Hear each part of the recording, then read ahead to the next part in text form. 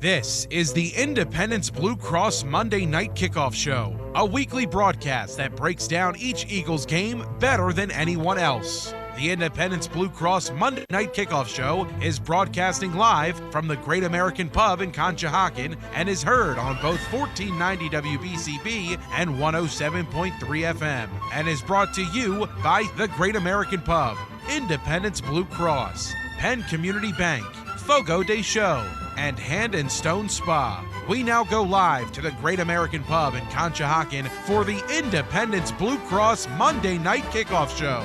Now, here are your hosts, Paul Domowitch and Paul Jolovitz. And welcome, everybody, to our Super Bowl edition of the WBCB Monday Night Kickoff, brought to you by Independence Blue Cross. We're at the beautiful Great American Pub in Conshohocken. Got a lot of people here, a lot of people hopefully listening, watching on YouTube TV. Eagles in New Orleans, both teams there.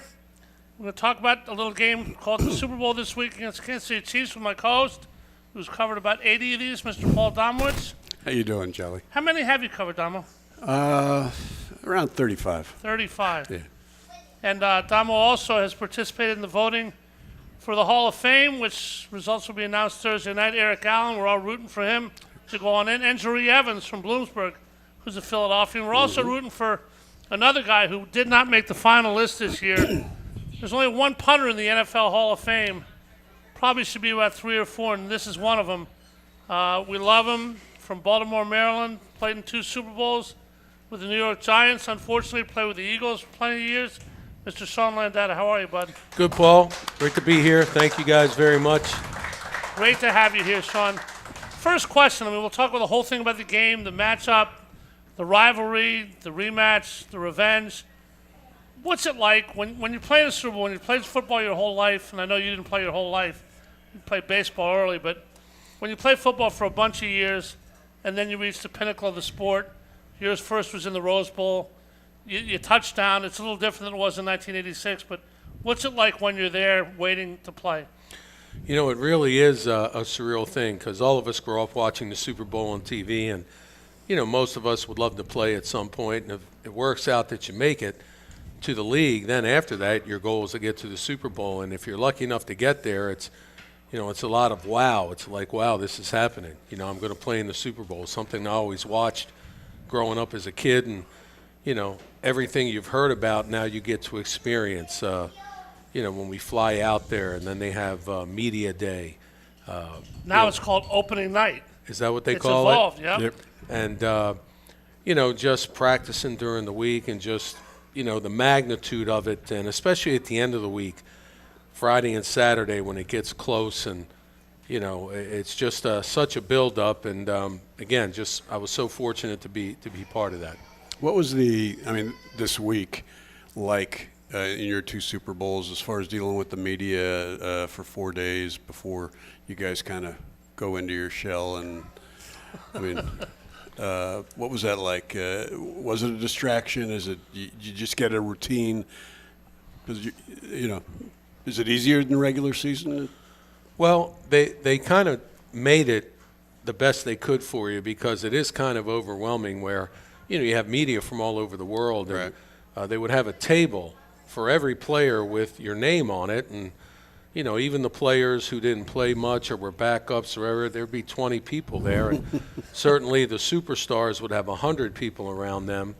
And, just to deal with that was different because, for most of the players, you don't get that. And, it's almost like for that week, all the players who aren't superstars, you kind of get treated like one. You're like, wow, this is what it's like, to be the quarterback or the running back, because there's just so much going on. But the team really does a great job of making sure that, you have time to get ready, constantly reminding you why you're out here, enjoy it, but at the same time, understand why we're here. And, our coaches and our team did a great job of that. All right, Sean, you had Bill Parcells as your coach. Belichick, of course, was with your first Super Bowl. And the second. And the second one. That's right, at Tampa Bay with Whitney Houston's national anthem.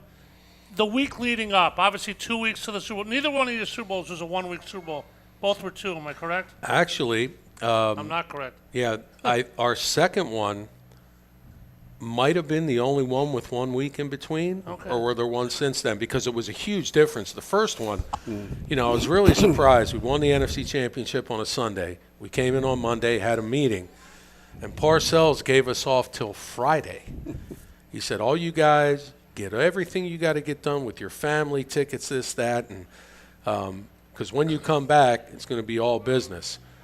So we came back Friday, flew out to Los Angeles Sunday, and that first week went by in a blink. Now, the second time we won the NFC Championship on the road in San Francisco, we had to fly directly to Tampa. So it was interesting. We flew out from New York to San Francisco Friday. If we won, we did not have time to come back home and go to Tampa, so we had to pack as if we were going to win. And I can remember our club lounge in New York, suitcases were to the ceiling, and you're supposed to think one game at a time, but here we're like, well, we want to win this game, but we have to prepare as if we are. So that was the kind of the neatest thing. And we flew. We didn't land until 5:30 in the morning after that game, and I can remember it seemed like it was Friday in 5 minutes. And we talked about the fact that not having the 2 weeks was a huge difference instead of one, because the 1 week just went so quick. Was it better? I mean, did you prefer it without the extra week? Definitely preferred it with the extra week. Oh, yeah. Because we had to fly right there, and you got right into it. And, it seemed like when we came up for air, it was Friday, and it's like, where the other one, you had that whole week before. But very interesting. All right, so let's play it by ear. You got the extra week. The tickets, where your family expands by 1 million. You have cousins and relatives you never knew you had. The tickets, the bars, the temptations. We know people, Eugene Robinson, Barrett Robbins, have gone AWOL, Super Bowl week, all kinds of, every temptation. For people out there, your 2 Super Bowls with the Giants, what's the one thing that has nothing to do with football that you remember about either of your Super Bowl weeks that was the coolest thing that you did or had the opportunity to do or meet somebody or whatever? Well, I guess, again, I think our coaches did a great job of making sure we had time to do what we needed, but at the same time we were there, meetings, practice, leading up to the game, because that was the most important thing. But did he give you nights off? He didn't give us a curfew, I think, till Friday, but he made it very clear that, you're grown men, so I'm going to treat you like men. Understand when we're here, and if any of you guys go out and do something, you're not just hurting yourself, you're hurting the team.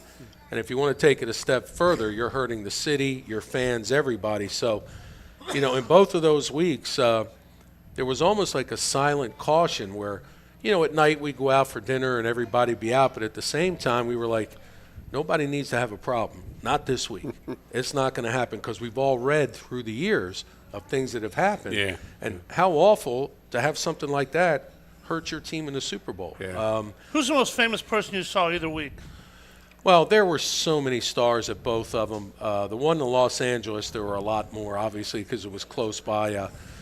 I know Neil Diamond sang the national anthem, and he was from New York, and, he was on our sideline before the game. And I know Clint Eastwood stopped down in the locker room afterward. We won out there. And then being there all week, right in the greater Los Angeles area, we had access to a lot of that stuff.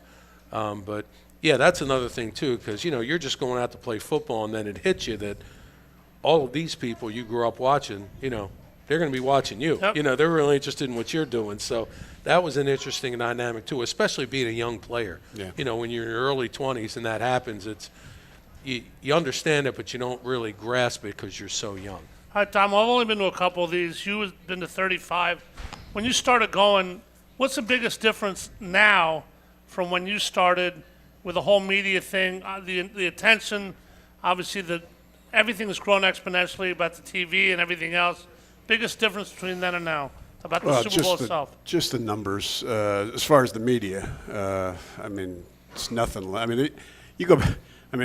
I wasn't around for the Joe Namath Super Bowl in Super Bowl III, but he would be talking to reporters around a swimming pool. That's how few people were covering the game or that were there.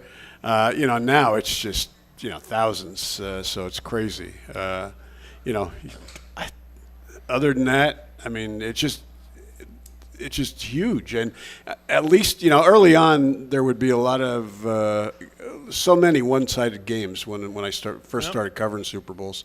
It seemed like it was anticlimactic. Now, it's not that's not the case. I mean, we've had some great Super Bowls over the last 10 years, Sean, including the Eagles one. Yeah, one blowout for you and one great game, Sean. Yeah. Eagles are 1-3, obviously looking to win their second Super Bowl, playing their third in 8 years, second in 3 years, rematch with the Chiefs and Andy Reid. Damo, the coaches have gotten great publicity. Nick Sirianni had a chance in his first Super Bowl, played great, didn't get it done. Mm-hmm. Andy Reid's been there, done that. Would it be more disappointing to lose to Andy Reid again than it would be to lose to Vinny Bombats or whoever else you may be playing? If you're Nick? If you're the Eagles, yeah. I don't think so. I mean, I think they just want to win. I don't think the fact that it's an Andy coach team. I mean, I don't think it means that. I mean, he and Jeff Lurie are very close. I can't imagine it's that he. I mean, they just want to win the game. I mean, they're gonna feel awful whether they were losing to Kansas City or the Raiders or the Chargers or anybody. Sean, I got this question for you. I think I've asked you this before in a regular game, but you're in a Super Bowl. Obviously, the whole world's watching, and you're the punter. So when you step onto the field, it's always bad news for the fans of your team because something's going wrong. As a punter, does that ever enter your mind? I mean, you got a job to do. You know what you're doing. It's not like this is the first football game you've ever played. But did you ever think about that when you step on the field, something's gone wrong for your team? No, I'm very aware of what you said before because I always have been. It's an interesting thing. As you said, it's not good when I'm in the game because that means we haven't gotten the first down. And for years, it was always backward for me at home. When we play and it was fourth down, the crowd would be booing like hell when I came out. But when I was on the road, they'd be cheering because they were glad. And they're going to get the ball. Yeah, it was kind of backward. But I kind of had to hold myself back because the littlest thing, they look for every little tip. In Super Bowl 21, a big play in that game was a fake punt. That's you and the Broncos, right? Correct. Now, unfortunately, I didn't have much to do with it. But you have to go out and line up and do everything the same because they are looking for the littlest thing off. And I can remember thinking to myself when I ran out there, I said, in about 10 seconds, these 100,000 people are just going to get a little surprise here because they don't know what's going on. And it's always cool to hear the reaction of the crowd when you know what's going to happen before they do just because no one expects it. And, we all saw it didn't hurt in the end, but that was a tremendous fake punt by Washington against the Eagles to keep that going early. And it can really be a game changer. For us, it did. We were losing 10-9 at the beginning of the third quarter, and we successfully got that, went down and scored, and before you knew it, we were up 39-10. So that was one time where, I kind of thought about the crowd for a minute, like it's going to be pretty cool to hear all of them just kind of respond to seeing a fake punt that they don't know is coming. Got to go 4 quarters in the Super Bowl, Damo. That's a duh thing, obviously, but Saquon's got to get the ball. The offensive line and he have got to control the game against his own defense, his own run defense for the Chiefs that hadn't been that good. Obviously, Spagnuolo knows that he's going to stack the box and make Jalen throw and make Jalen beat him in multiple ways. And it's a chess game back and forth. I think the key matchup in this game is Kellen Moore against Steve Spagnuolo and who can delineate the game and make the first move and make it work. Can the Eagles control the game with Saquon? Will Jalen have to throw the ball a lot? And is this the key matchup in the game? Well, I don't think they can totally rely on Saquon. I mean, I think he's going to carry the ball 25-plus times on Sunday, but they also need to pass it. I mean, they need to be successful. Hopefully with Saquon, they can stay out of third and long so that it kind of dilutes Spagnuolo's blitzes a little bit and doesn't put as much pressure on Jalen. I mean, they did a good job against Washington of getting, and this was Kellen Moore, getting the ball out quickly. Yep. They did that a lot. His average time to throw in that game was one of the lowest of the season. So if they can do that on Sunday, get the ball out, stay out of third and longs, they'll be okay. But I mean, Saquon's going to run the ball a lot. I mean, you take I don't know what the over-under is on rushing attempts for him on Sunday, but I would take the over. All right. I'm going to take the over, too. We're going to take the over on talking about this Super Bowl when we come back. Eagles and the Chiefs, Super Bowl 59. Sean, the Roman numerals for this are? Well, I'd say an L. An L? L. Is there a V in there? Nope. Is there an X? Yep. I don't know. Damo, you know this one? There's an L and an X. Is there another one? Yep. Yeah. LX would be 60. LIX. Oh. LIX, Super Bowl LIX. 59. Oh, Yep. okay. The only thing in our society that Roman numerals delineates, and it is what it is. And we are the Independence Blue Cross Monday Night Kickoff from the Great American Pub in Conshohocken. We are back right after this. Stay with us.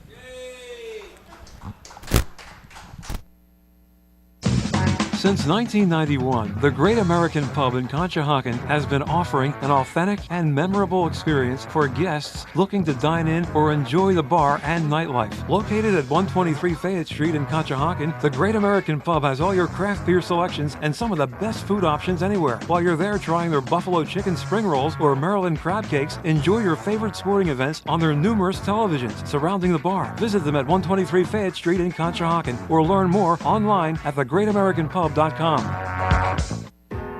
Independence Blue Cross, we take care of the people who take care of you. Everyday heroes like firefighters, police officers, teachers, farmers, and healthcare workers. Doctors and hospitals across the region have IBX, and they know what it means to have reliable access to care. So whether you're saving lives or just trying to live a healthier life, count on IBX, the region's #1 health insurer for 85 years. Learn more at IBX.com. A truly unique dining experience awaits you at Fogo de Chão. Fogo de Chão awes patrons with their history and tradition of authentic Brazilian steakhouse, offering many cuts of decadent fire-roasted meats prepared over an open fire and served tableside by trained gaucho chefs. Fogo de Chão, 1337 Chestnut Street in Center City, Philadelphia. For reservations, go to www.fogo.com or call 215-636-9700. Every day, women like me go to the doctor for annual checkups for conditions like breast cancer. Early detection saved my life. But women with disabilities face a cruel reality: inaccessible medical facilities and equipment. I went to a doctor's office I was told was accessible, but when I got there, I couldn't get through the front door. Our veterans deserve better. Help PVA fight for access at pva.org. We now return to the Great American Pub in Conshohocken for the Independence Blue Cross Monday Night Kickoff Show. Once again, here are your hosts, Paul Domowitch and Paul Jolovitz. All right, this is the Independence Blue Cross Monday Night Kickoff right here on 1490 WBCB and 107.3 FM. Don't forget you can watch the show live at WBCBSports.com and YouTube live by searching WBCB Sports. We thank Independence Blue Cross for being with us all year, and obviously the Great American Pub. Paul Domowitch, my co-host, Sean Landeta with us tonight. Guys, turnovers are a huge part of this game, a huge part of the postseason. Damo, the Eagles, 10 takeaways, no giveaways. Jalen and everybody else been good with the football. Obviously, if they have a 3 or 4 turnover margin Sunday, that'll speak for itself. But that, to me, is the key. We talk about the Eagles' defense being real good.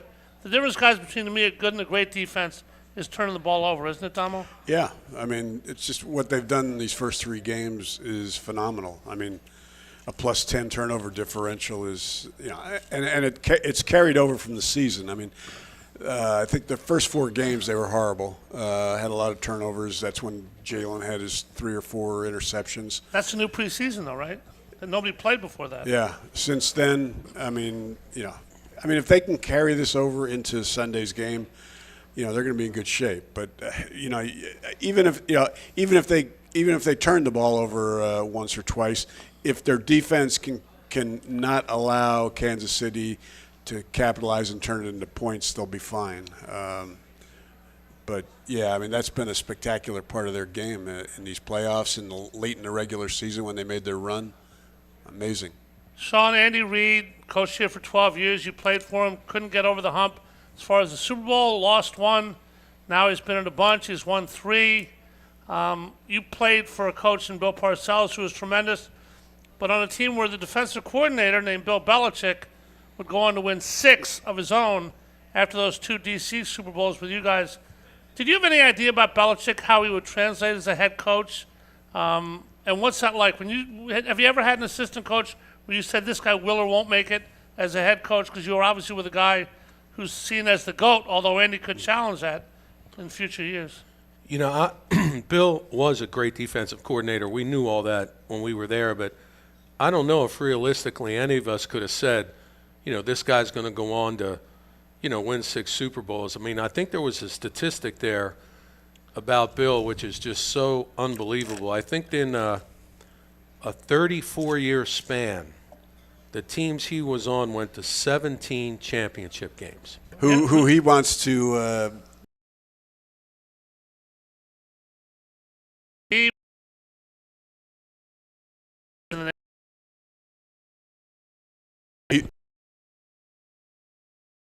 real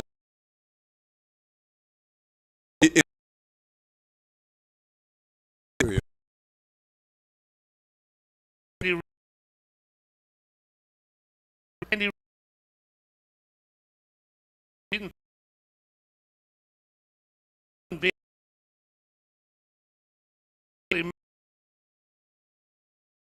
why that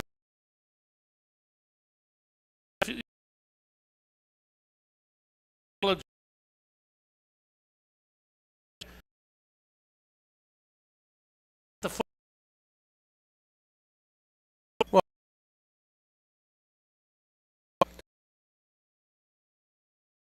Other, I mean, school. I think different way.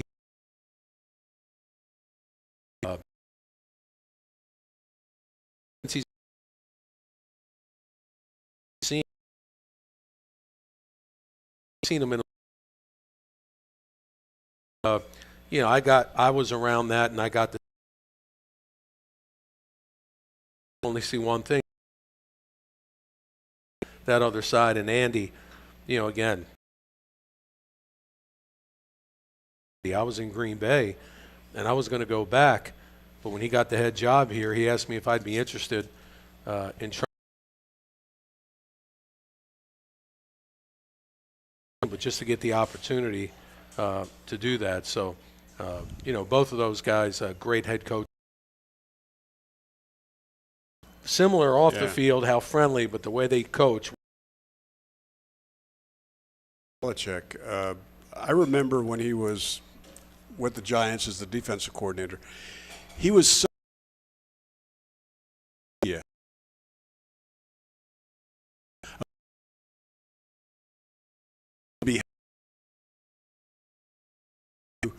and then what happened with Bill, he became a head coach, and he realized, okay, I've been burned. I'm not going to deal with approach to how he dealt with the media. Andy used to embarrass. Don't have the personality that they do. There are.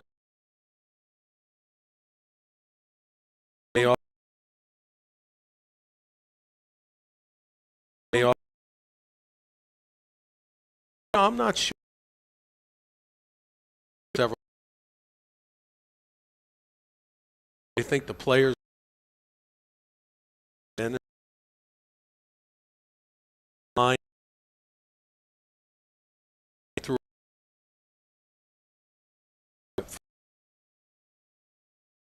there's only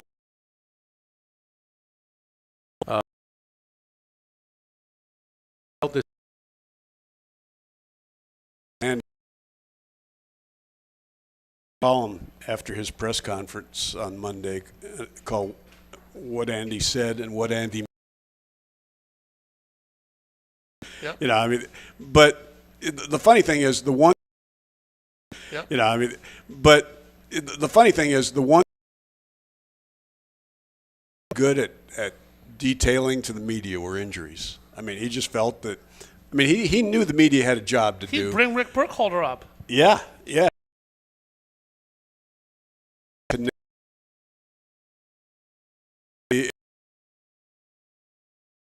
time of the We'll week see it him later is. in the week, It's yeah. like I haven't talked to the medical Yeah, staff yet. sure. I mean, he's just not going to tell you because he and Howie feel the opponent in the dark as far as the health of his quarterback, the health of his left tackle, the health of whatever position it is. You know, it's a benefit to them. All right, how has Nick evolved, Dom? We all saw him this year. I thought he should have been fired at the end of last year. Make no bones about it, but I love him now. He went through the thing with Cleveland in a pretty bad way in that game. He has 2 new coordinators. He doesn't call the plays. What's the biggest personal jump as a coach, do you think, that Nick's taken from last year to this year, and why did that happen, do you think? Well, I think he's gotten – I mean, it changed drastically. He's not a play caller now. He doesn't run the offense. He has input into the game plan, but he's a CEO coach. And there's a lot of guys in the league that are CEO coaches, but they've been doing that a long time. He had never – that was not – he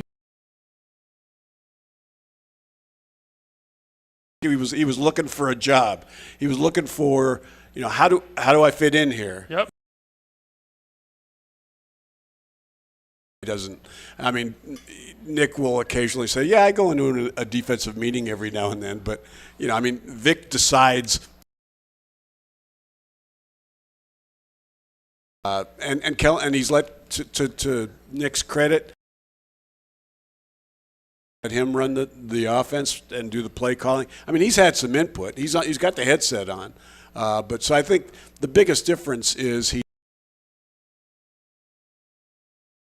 found out what he's supposed to be doing. Obviously, Sean, everybody has their niche. Special teams a big part of the game of this year as well. He had a guy, Zach Baun, who went from a projected special teamer through Vic Fangio as a player of the year at the NFL honors. But a guy who everybody had total confidence in before this season, we don't now, and that's Jake Elliott. Missed one of the championship game. Pretty good otherwise, but not a lot of confidence in Jake. What kind of confidence do you have in him as we approach Super Bowl Sunday? Well, I think I feel like most of us do. You know, he's been so good. You know, but especially in a season or on a team. Unfortunately, he's missed some here, and certainly a lot of people, you know, wonder and worry. You just hope that's not going to get you. I mean, certainly, you know, when you win by 20 or 30 points, that doesn't hurt, but in a close game, it certainly could. You know, I was talking to Paul Domowitch earlier.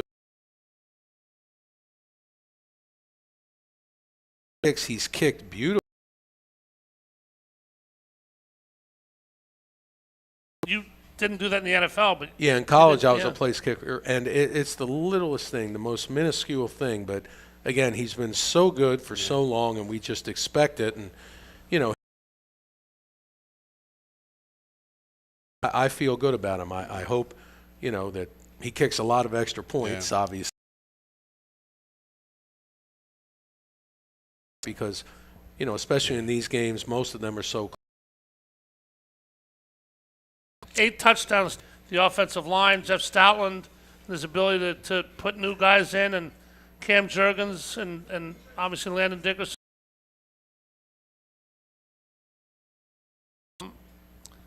Jalen Hurts, though, with a bad knee coming in the championship game, scored 3 touchdowns in the championship game. Obviously, his running ability is key.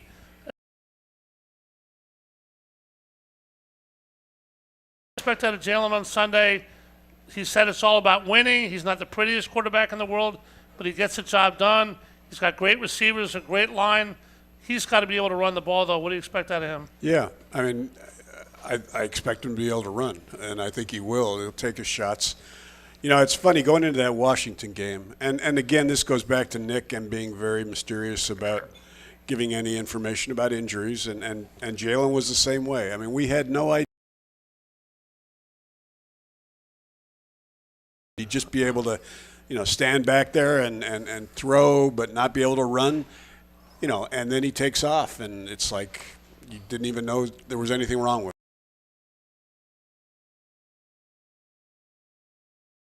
unless he gets it aggravated early on in that game, somebody hits him, I expect him to, when the opportunity's there, he's going to take it.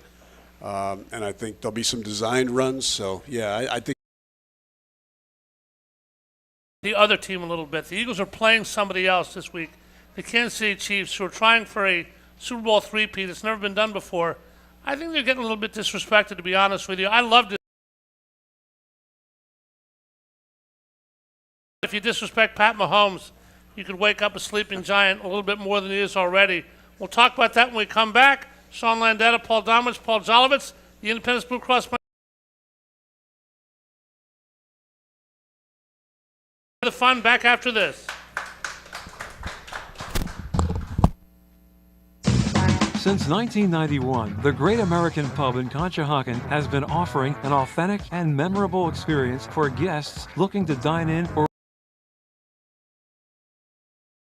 Street in Conshohocken. The Great American Pub.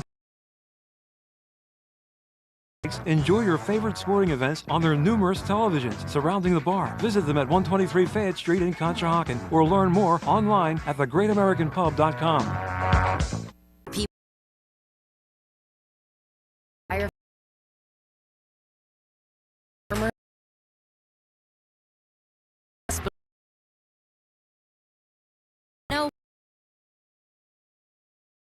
Whether you're saving lives or just trying to live a healthier life, count on IBX, the region's #1 health insurer for 85 years. Learn more at IBX.com. A truly unique dining experience awaits you at Fogo de Chão. Fogo de Chão awes patrons with their history and tradition of authentic Brazilian steakhouse, offering many cuts of decadent fire-roasted meats prepared over an open fire and served tableside by trained gaucho chefs. Fogo de Chão, 1337 Chestnut Street in Center City, Philadelphia. For reservations, go to www.fogo.com or call 215-636-9700. WBCB is now on your FM dial at 107.3, serving Bucks, Burlington, and Mercer counties since 1957. You can now listen to all your WBCB favorites crystal clear on 107.3 FM. A new age for WBCB on a new frequency, 107.3. We now return to the Great American Pub in Conshohocken for the Independence Blue Cross Monday. Here are your hosts, Paul Domowitch and Paul Jolovitz.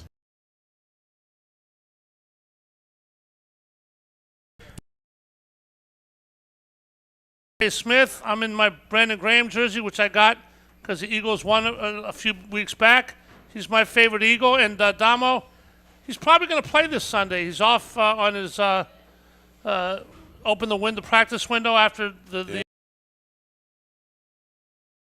strip sack in Super Bowl 52. Yeah. Wasn't the Philly special, but was the play of the game probably. What will he give to the Eagles, both mentally and physically? Billy Warndell's show earlier today, and he asked me, like, what do I expect from, Brandon as far as snaps, 8 to 10? I said, you know what? I mean, if he's healthy, he's going to go out there and give them a lot more than that if he's effective, and I assume he'll be able to shake off the rust pretty quickly. I mean, I think he's going to be, I would not be surprised to see him play 20, 25 snaps on Sunday. Sean, let me count snaps. You find out about everything. Who knows how many snaps Harry Carson played? Obviously, these guys were in every down.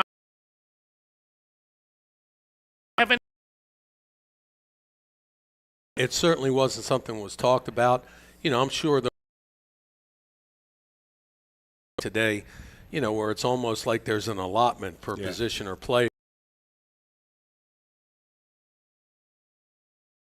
Pitch count, and they have it all broken down, and certainly very, very different. But as Paul said, I mean, if he can go, he's going to.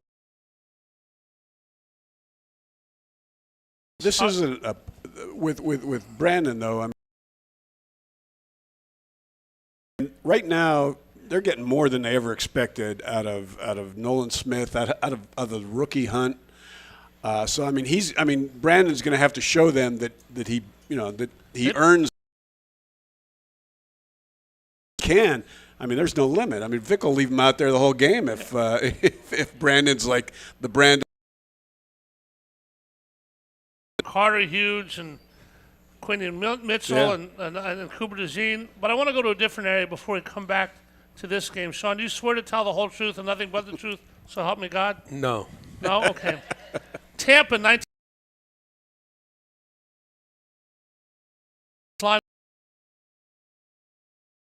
47-yard field goal. If he makes it, you lose. If he misses it, you win. You're on the sidelines. The ball is snapped. I was looking at the field. He was kicking right to left. And it was interesting that you asked that because, you know, we all watched the snap and we watched the kick. But just as I was watching the kick out of the corner of my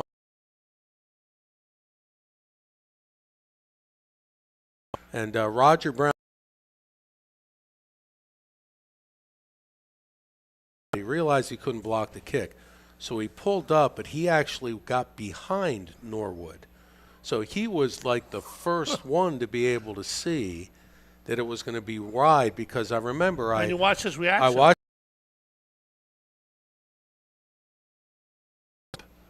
you know, like this, So and then I turned back because from our sideline, we couldn't tell. We couldn't tell from over here. Yeah. You know, but he knew right away because he was standing right behind him. So, you know, a lot of us didn't have to wait for the referee because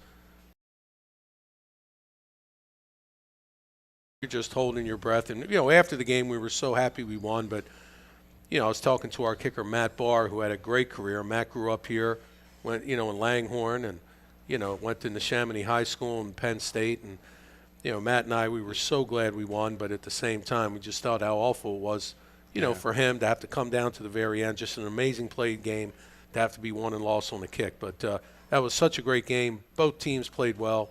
Hardly. Jake Elliott.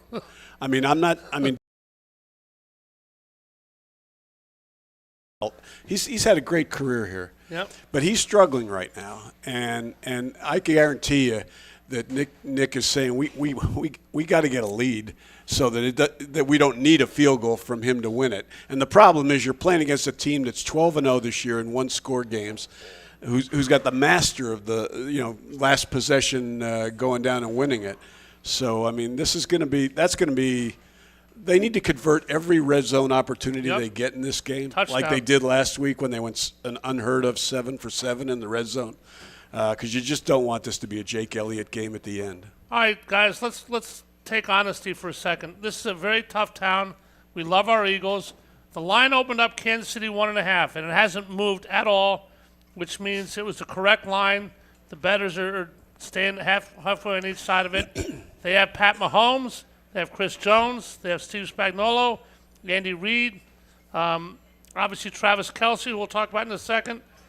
People are thinking here in Philadelphia, I haven't heard anybody think the Chiefs are going to win the game. I don't think the Chiefs are going to win the game. But, Sean, when the whole world thinks the same thing is going to happen, it usually doesn't. Obviously, the Eagles have better talent across the board, but the Chiefs aren't here by accident. They lost one game that they played their starters this year. Are we kind of giving the Chiefs a little bit of the short shrift in Philadelphia? I think we are. Well, I can understand what you mean by that. I don't think we are because it doesn't come across to me as in a disrespectful way. I just think the Eagle fans realize, and it's true.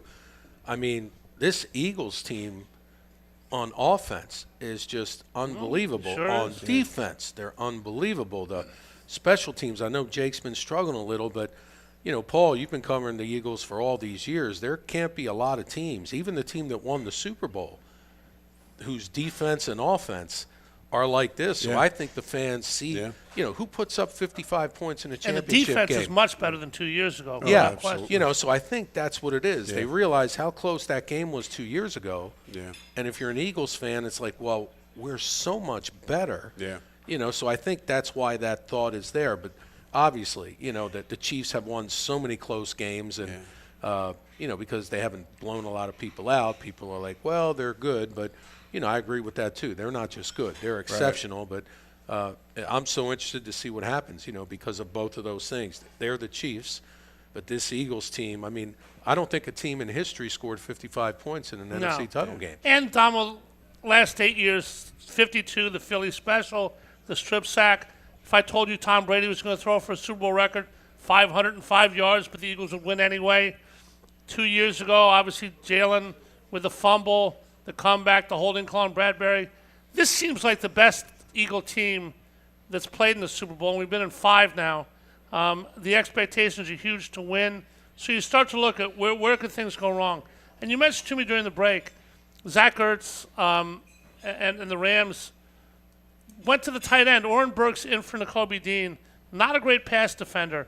And the last 2 offense coordinators, last 2 play callers, McVay and obviously Cliff Kingsbury, have attacked that part of the Eagles' defense.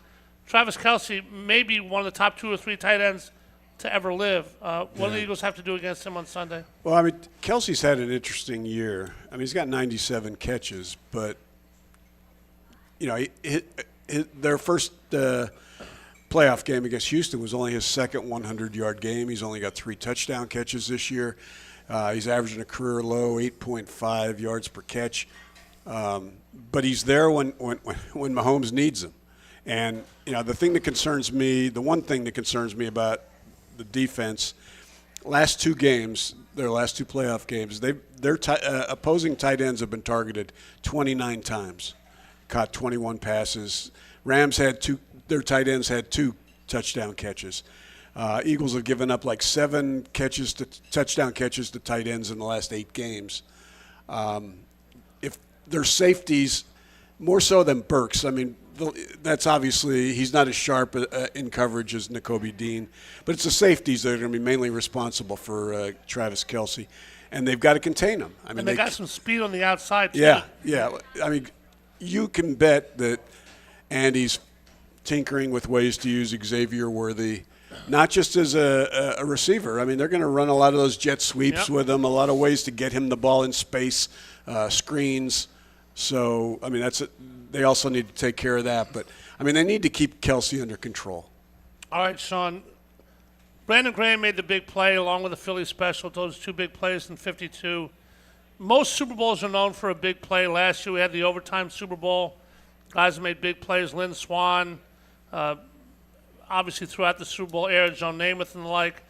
You got a gut feeling as to who makes the big play, the difference-making play in this one? You know, I don't. If there is someone to do it, it would be great if it was the Saquon? No, I would be thinking the other way. If it was a David Tyree kind of guy, you know, it'd be so great if it's a guy you just don't think's going to do it. Who's an NFL player, he's a good player, but he gets that moment. Usually, it's going to be the big star. We've seen that through the years, mostly the quarterbacks and the great players, you know. But something you mentioned about Kelce, which is amazing, and I think all of us feel the same way. It's like you know they're going to throw it to him, and he still gets open, and he still gets open. That's greatness, and he still gets open. They know they're going to throw it to him. They're watching him everywhere. But isn't that somehow, greatness? It is. When the whole world knows you're going to get it and you still get it. And he finds a way to get open, and he has 5 yards of grass. It's like, how is he that wide open? But he continues to do it, and obviously that's been to say that's a huge factor in their success. All right, Dom, we got to take a quick break, but Sean mentioned Kelce. Saquon's the same way. He's 2,000 yards, rushed for 147.5, average in the postseason, got the great offensive line. The whole world knows he's getting it. But he's going to get it, and he's going to run well. And do you expect a big poke from Saquon? Started the game with one last week. How big a key is him breaking one in this game? Huge. I mean, it helps so much. You know, he's going into this game. I think he needs 169 yards to break John Riggins' record for playoff rushing yards, which isn't the same as Eric Dickerson's season record, but it's big. And you talked about an obscure name that could turn. I'm going to give you one. Blasingame, the fullback, who you probably don't even know he's on the team. I know he's on the team. But how many people here know who Blasingame is? Not many. Yeah, but there's more than you would think. Yeah. Eagles fans know their Kellen people. Moore's starting to be creative. He was very creative against Washington. Blasingame only played one snap. He was in there for a 2-yard gain. They went with a 2-back look on a Barkley run. But I could see them down by the goal line suddenly nobody's looking at this guy. They got him in the game, and he drifts out into the end zone, and we got another Nick Foles. 6 touchdowns for Jalen Hurts and Saquon Barkley in the championship game. Maybe a blasting game in the Super Bowl. We'll talk more about this game Sunday, the spread, whether people are going, the tickets, the biggest day in American sports. We're back with the Monday Night Kickoff right after this. Stay with us. Since 1991, the Great American Pub in Conshohocken has been offering an authentic and memorable experience for guests looking to dine in or enjoy the bar and nightlife. Located at 123 Fayette Street in Conshohocken, the Great American Pub has all your craft beer selections and some of the best food options anywhere. While you're there trying their buffalo chicken spring rolls or Maryland crab cakes, enjoy your favorite sporting events on their numerous televisions surrounding the bar. Visit them at 123 Fayette Street in Conshohocken or learn more online at thegreatamericanpub.com. At Independence Blue Cross, we take care of the people who take care of you. Everyday heroes like firefighters, police officers, teachers, farmers, and healthcare workers. Doctors and hospitals across the region have IBX, and they know what it means to have reliable access to care.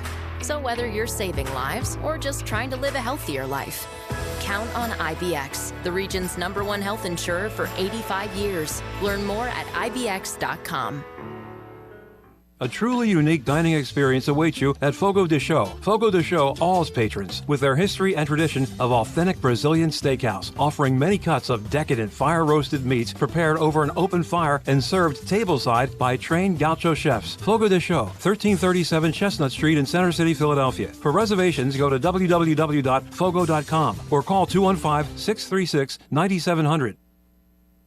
WBCB is now on your FM dial at 107.3, serving Bucks, Burlington, and Mercer counties since 1957. You can now listen to all your WBCB favorites crystal clear on 107.3 FM. A new age for WBCB on a new frequency, 107.3.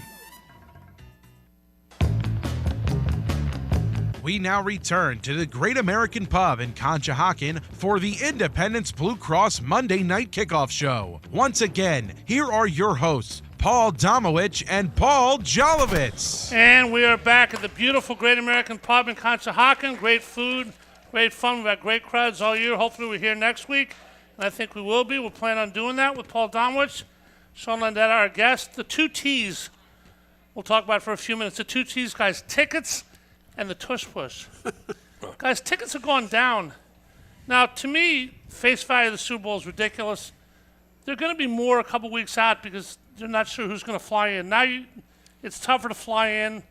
Economics is what it is, supply and demand. But, Dom, what were you reading about that? Yeah, I mean, the price, the lowest price on a ticket has dropped like 50%. Going in, it was like $7,500 was the cheapest ticket. Now it's costing like $3,500. I think there's 2 things going on. One is it's in New Orleans. Last year it was in Las Vegas, which was much more attractive. New Orleans is a great tourist place, but it's tough to get into, tough to get out of. Is it security? And everybody's been. It's not L.A. or Vegas. The 11th, but the security though with the terrorist attack on New Year's Eve. The 11th time in New Orleans. I don't think. Been there, done that, one of those kind of things, maybe? Yeah, maybe, but I think another reason, a big reason, is Kansas City.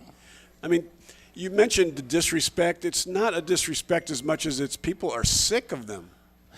I mean, this is, as much as people, I know it's, I love Andy, and if he three-peats, I congratulate him, but people are just sick of the same team being in the Super Bowl.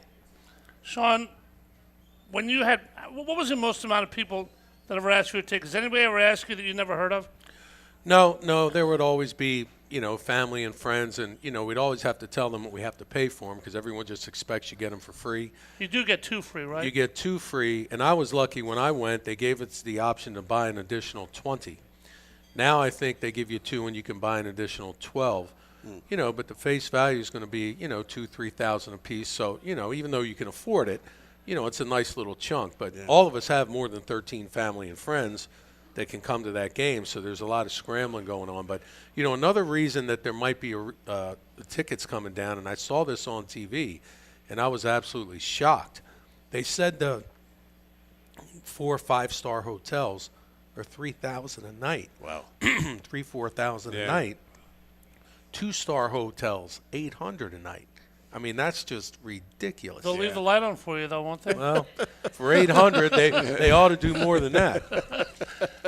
What's it? I mean, you're talking about $20,000 then for a weekend. Yeah, the flights, the hotel, the tickets. I mean, it's just, as I say sometimes, the only thing more ridiculous about it is that there's 70,000 people that are able to do that, and God bless them. But but a lot of those people are. I mean, there are so many tickets that the league gives to NFL films. Every NFL, player gets two. Every player gets two in the whole league, not just these teams. Yeah. So I mean, when you take all that, and they're not necessarily using them; they're selling them or giving them to friends or family. But when you take out that, there aren't as many of the 70,000 or whatever that are actually paying customers. Just by applause. Anybody here going to make a weekend of it in New Orleans? It's tough because we have great people that come here, great fans. But yeah. Both of my daughters are going. Your daughters are both with guys who work for NFL Films. It's interesting because you can say they price them. It's like one of these Yogi Berra things. Nobody goes there anymore. It's too crowded. You think they price themselves out for everybody, but then you're going to turn the TV on, full house, full city, full Bourbon Street. Hey. So somebody can afford it, right? You just saw where the Eagles in 2026 are playing in Australia. Yep. Has that been announced? Yep. Most likely against the Rams. Yeah, I don't know if the league has actually announced it yet, but yeah, they're Australia announced it. Melbourne. Yeah, they're going to be playing. And I guarantee you, as expensive as that trip is going to be, Eagle fans are going to be there. I don't mind. I think it's great they're playing in Australia. Play this year in Brazil, obviously, to start the season. I don't think I think it's great, but I mean, if I'm a player, I'm like, holy crap. That is a heck of a plane flight. I mean, 24 hours each way. They're going to make it so I'm sure there's a bye week on the tail end of it. Yep. And the Eagles probably will have to play on the West Coast the week before and leave from there straight to Australia. But that's just a brutal trip. And we'll find out in 2026 what effect it has on teams making the playoffs. All right, guys. The other T is the tush push. We all know about it. How big a factor, Sean, do you think it'll play in this game? Spagnuolo can coordinate all he wants, but that's just mano a mano. They did a great job stopping Josh Allen and the Bills. How big a factor is that in this game? I think it'll be a huge factor. I know they've done some statistics and looked at it, but I'm not so sure. If they go back in the history of the game, there has never been a team that's been this successful converting 3rd and 1, 4th and 1. I mean, you're talking 80, 90%, and the trickle-down effect from that has had so much to do with why they've won games, just extending drives, and it's just unbelievable. Nobody's ever seen it. And, again, we can't understand why are the Eagles the only ones that have success with it. And you know what they're doing. You still can't stop it. I mean, basically, when it's 3rd and 1, they're going to get a first down because they'll either get it on that one or the next one. I think it'll play a huge role in the game. Yeah. I mean, Josh Allen has been very successful this year in quarterback sneaks, and he was stopped on 2 big ones last week by the Chiefs. So the Chiefs are going to be ready for this. Spagnuolo's going to have that. I mean, I don't know what his plan is on how to defend it, and we don't know how many there will be. I mean, last week the Eagles were 4 for 5 on tush pushes, including 2 for touchdowns. I'm guessing Kellen Moore's got some, plan Bs in his bag of tricks, where we might see them fake it and pitch out to Saquon, or even, there's been cases where earlier this season where they threw it deep off of that. So we'll see. All right, guys, last question. Very rarely is a quarterback forgotten about in the Super Bowl. We know about the Bradys, the Mahomes. Jalen Hurts had a great game 2 years ago, but has kind of taken second fiddle to Barkley. This year we got Zach Bond on defense. What kind of role does Jalen Hurts play in the determination of this game, Damo? I think it's going to depend on how effective Saquon is. If he's unstoppable, if he has some big runs, they're just they'll give him the ball as many times as it takes. But I think against Kansas City's defense, Jalen's going to have to be a factor here. I think it's going to be more of a game like the one it was in Washington last week, where Jalen threw 28 times. So I think we're going to see a more closer to a 50-50 mix here of run and pass. Sean, even though the Eagles have the number one defense in the league, a young defense, getting better, really good on all sides of the ball, I don't think too many Eagle fans want to see a one-score game with Pat Mahomes getting the ball in the last 2-3 minutes of this one. Would that make you a little nervous? Oh, absolutely. We've all seen what he's done. I mean, certainly the Eagles' defense has been so good that I don't know that I'd rather have another defense than the Eagles if that was the situation. But certainly, you want to put him in a position where if he has the ball last, that a great drive or play by him, which we've seen him do a number of times, doesn't result in a victory for them. And Vic's going to attack him with Jalen Carter, obviously off the edge. Alex Hunt has played well. Nolan Smith, obviously. Josh Sweat. BG coming back. Milton Williams. Maybe some blitzes from the safeties. Do you think Vic will play a little more exotically than he has, Tomo? No, I think he'll stick to what he's been doing. I don't know that they'll blitz him a lot. They might do a lot of some zone blitzes. Dangerous. They've been effective with a 4-man rush. They just need to be aggressive, but smart. I mean, if you leave Patrick Mahomes a hole, next thing you know is he's 30 yards downfield and there's trouble. So I mean, they've got to be careful of that. All righty, we are about out of time. We'll be back here next week, hopefully to celebrate an Eagles Super Bowl victory. This is the Great American Pub in Conshohocken. This has been the Independence Blue Cross Monday Night Kickoff. Sean Landeta, thank you so much for being with us again. We appreciate it. Thank you guys for having me. Thanks. Good luck. Damo, let's celebrate a Super Bowl next week, okay? You betcha. All right, for Paul Domowitch and Sean Landeta, our producer Chris Ermer, Gus Barber, and Stephen Lawler back at the station, I'm Paul Jolovitz. Thanking everybody for tuning in and wishing the Eagles the best of luck in New Orleans Sunday. Super Bowl time. Go Eagles. See you next week. You're listening to 1490 WBCB and on your FM dial at 107.3 W297